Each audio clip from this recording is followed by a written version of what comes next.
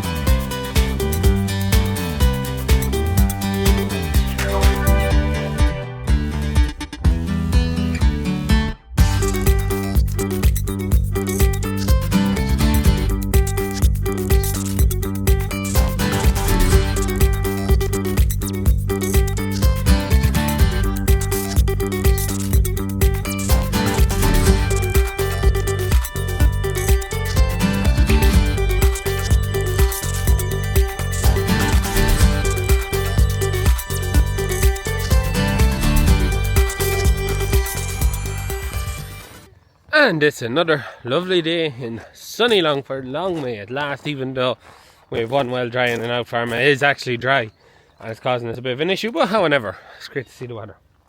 We have collected the sheets for the shed the other day, so sheets and gutters all there to do it.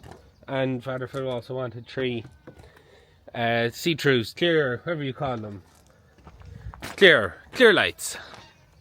So they're collected, ready to go on it. I think the cousin is to come today or tomorrow. I think his plan is to get the sheets on it for the weekend before the rain comes, and even at that they keep changing how much rain is coming. It was a lot, then it's a little, and then it was none, and then it was some. So yeah, it's making it interesting to plan of what we're doing, but we're just today now is getting geared up to get sowing. I have to take off the umbilical system, get the drill back, make sure I can get it all working and get seed back and be ready to start sowing tomorrow while Brendan just finishes off the ploughing in Killishy, and then himself and Eric go harrowing. That'll be the plan. But this is what we're here for.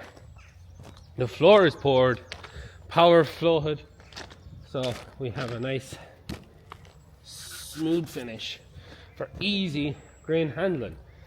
Not like the other sheds where you leave maybe a bucket, no, like a lick bucket full of grain on the floor because it's all rough.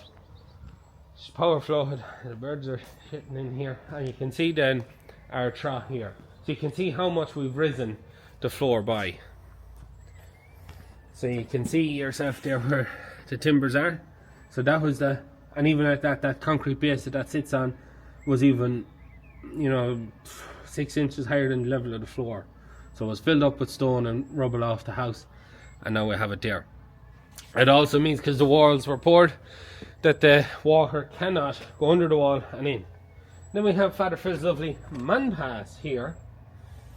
Yes, I know, should have got filled, but there'd be some cribbing out of them if I did do that while he was away. Well, anyways, so the plan would be now, because we have a nice gradient. I think there's nearly a foot of a fall from the front of the shed to the back of the shed here, so we have a real nice fall going out, so there is no fear of rain flowing into the shed. But the plan will be now, when the sheets go on, we get the grain dryer back, get the intake auger into this trench here, and then put a big metal grid on top of it that's you could drive across it and you're no fear of damaging the intake auger. Back corner of the shed, that man pass is going to be just covered up because that's just such a nonsensical thing. And then all we need to do is just pile the grain in here, and then it's really coming together nicely now. Contemplating maybe buying a few Lego blocks. So if you don't know what Lego blocks are, they're just the big concrete blocks that you can stack together. Because if you wanted to, here's a few Lego blocks.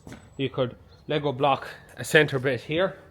Maybe when you get into harvest, that you could store your wet grain this side and you could store some dry grain this side if storage started to get tight out there.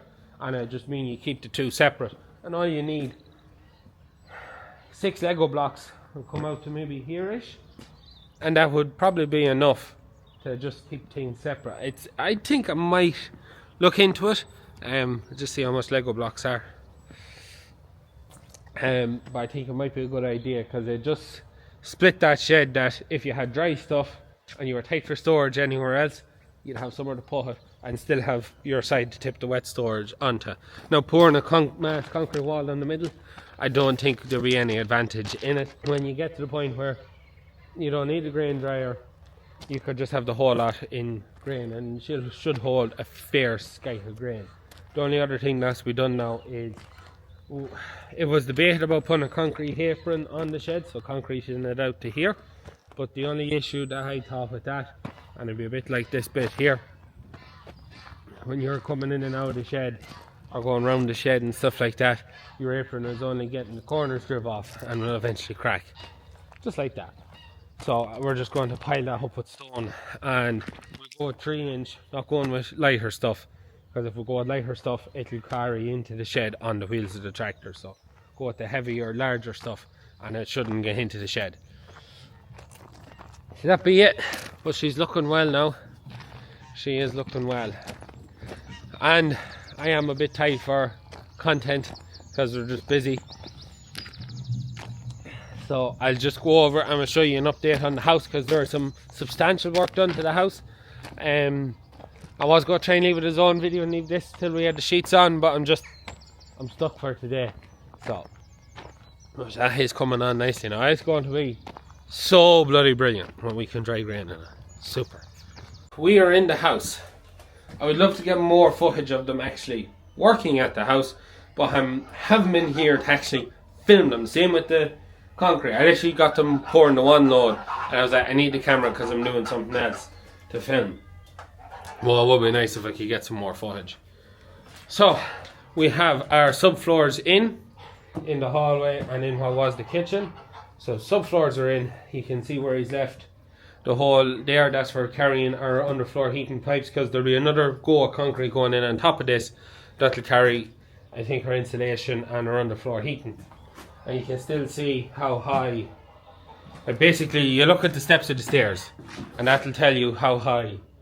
There was another step under that, but that's still how low the thing has gone. We come into what was the kitchen then. Same again, underfloors in, DPMs and radons in. But the big thing, and it makes this look incredibly weird, the ceiling is gone.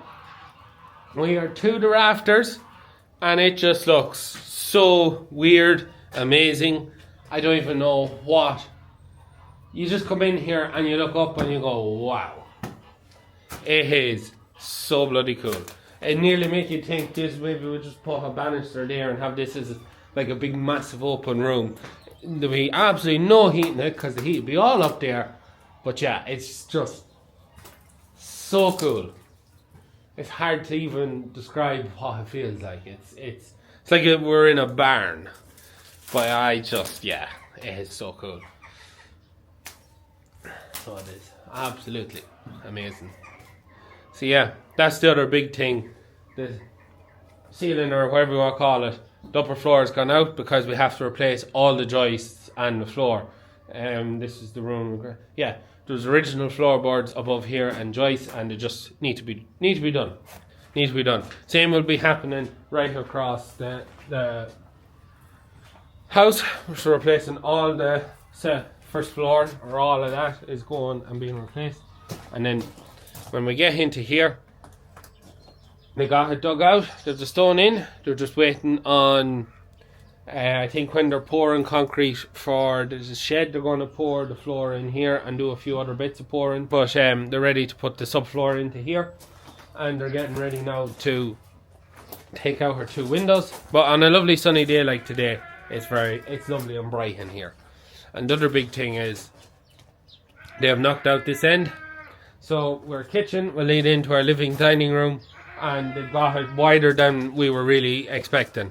So it come together nicely, so it did. You can see all our lovely stone out there, So a lot of that stone I'm going to try and reuse to build a stone wall over at the side of the house, just to mark off the what we call the lawn from what will be the garden of the house. So a lot of that will go over there for me to play with at some point. I just really want to build a stone wall. As well as when the concrete comes in to do this, they'll be pouring concrete along the edge just to put a nice solid side to it. But again, like we've seen with the other side, you can see how the house is built. You have your stones and your mortar all the way up, and then you have your inside is more like rubbly built with less mortar, and that makes to stop the water coming in from the outside, and also provides a tiny bit of insulation because it's full of air pockets. But yeah, that's how the house is coming on. They're tipping away there nicely now, flying it. So once they get the shed done, then they'll be able to concentrate a lot more out here and be working at this until the farm shop moves on to its next stage, which they're just waiting on quotations to come back for a shed to go up. And to kind of wait till that shed, once that shed arrives, then they'll move from here back to there. I think once they get in that room done, I think the next big bit they're going to be doing is preparing to dig the foundations, knock the potting shed, and get ready for the new extension that's going on out here. But yeah, open the right to the top there as well. So yeah, days like this with the sun out and you're in there and you just can see progress and see it coming on, just makes you feel so good. So good. So anyways, we're going to leave it at that for today's video. I know it's just me talking, walking around, showing things, but we're just a bit busy. I was hoping to keep the two videos separate, but you know yourself, though, that's how she rolls. But anyways, look, if you have any questions or anything like that, please let me know in the comments down below. As always, please like and subscribe to the channel. Videos every Tuesday, Thursday and Sunday. That's it from me. Good luck.